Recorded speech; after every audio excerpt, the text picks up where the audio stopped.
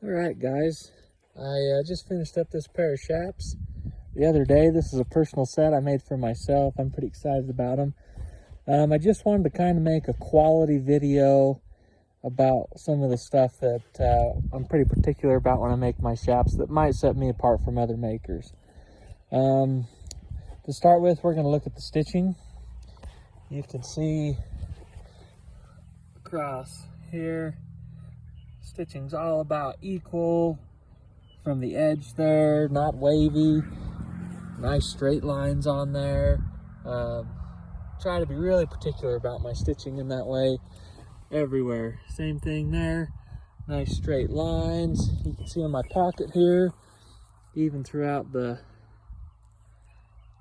waves and stuff there, I'm really particular about how my stitching goes on there. It's a little detail, but it makes a big difference in the end when a guy's getting the finished look.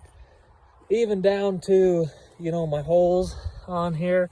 This makes a pretty classy look, but if your holes aren't all centered, then it can look pretty crummy pretty quick. And so I went through and I made sure that there's a center line that runs through all these holes, and all those holes are centered so that they don't get jagged and up and down and different things. It's the little details that really make a set that look finished off.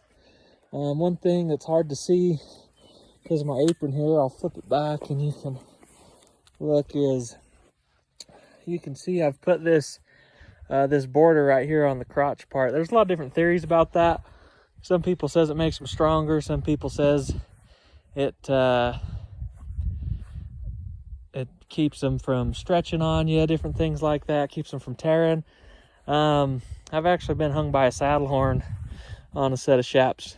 The saddle horn went right in here before, and this didn't tear. It didn't even really stretch. It actually ripped out from the apron up here is what gave way on it. And so I don't really worry about that. Mostly it just gives a nice clean look. If you don't fold this edge over or put some type of trim on there, it just doesn't give it a finished look. Again, you can kind of see there my stitch lines. I got 2 stitch lines on there to keep that held down, keep it from rolling up, and keep it looking nice. One other thing that I pretty much always do if I've got a set that's two colors is I'll almost always trim this back part here from your body color to your fringe color. You can see how it ties in with the crotch right there, really nice. And that it's an extra, you know, this part here needs to be reinforced where your lace goes through. Up here, this needs to be reinforced, so that's why we have this first piece here. But putting that black on there, when you're looking at them from behind, it really ties everything together and really makes them look nice. And like I say, unless I'm really giving somebody a heck of a deal on a set, I'll almost always do that just because it really cleans them up and makes them look nice. And then, of course, there's always the measurements.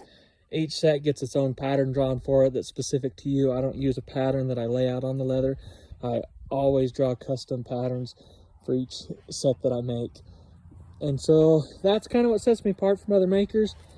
Attention to little details, stitching, center lines, things like that. And the fact that every time somebody makes an order, they get a whole new pattern drawn, and not just a cutout pattern that somebody else has made altered to them. They get a fresh pattern built for them.